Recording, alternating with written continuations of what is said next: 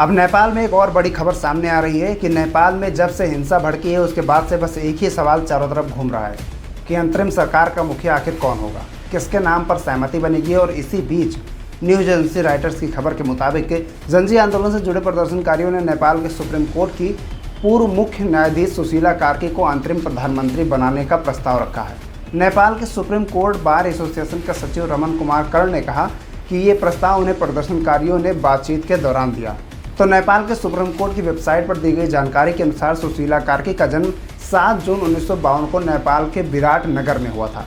Indian express की report के मुताबिक उन्होंने 1972 में विराटनगर में ग्रेजुएशन की, 1975 में फिर बनारस हिंदू विश्वविद्यालय यानी कि BHU से राजनीति विज्ञान में डिग्री हासिल की और 1978 में त्रिभुवन विश्वविद्यालय से कानून की पढ़ाई की। इंडियन एक्सप्रेस की रिपोर्ट ये भी बताती है कि 1979 में उन्होंने विराटनगर में वकालत की शुरुआत की और इसी दौरान 1985 में धरान के महेंद्र मल्टीपल कैंप्स में वो सहायक अध्यापिका के रूप में भी कार्यरत रही। सुशीला कार्की की न्यायिक यात्रा का अहम पड़ाव 2009 में आया जब उन्हें सुप्रीम कोर्ट में अस्थायी न्यायाधीश नियुक्त किया गया।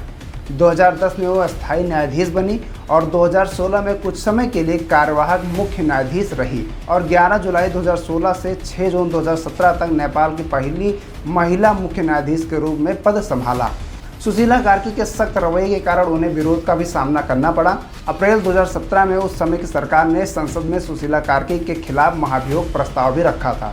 आरोप लगाया था कि उन्होंने पक्षपात किया और सरकार के काम में दखल अंदाजी किया। प्रस्ताव आने के बाद जांच पूरी होने तक सुशीला कार्की को मुख्य न्यायाधीश पद से निलंबित कर दिया गया था और इस दौरान जनता ने न्यायपालिका की स्वतंत्रता के समर्थन में आवाज उठाई और फिर सुप्रीम कोर्ट ने संसद को आगे की कार्रवाई के लिए रोक दिया। बढ़ते दबाव के बीच कुछ ही हफ्तों में संसद को प्रस्ताव वापस लेना पड़ा था और इस घटना से सुशीला कार्की की पहचान एक ऐसे न्यायाधीश के रूप में बनी जो सत्ता के दबाव में नहीं झुकती। वैसे आप इसके बारे में क्या सोचते हैं? कमेंट सेक्शन में हमें ज़रूर बताइएगा। Thank you so much.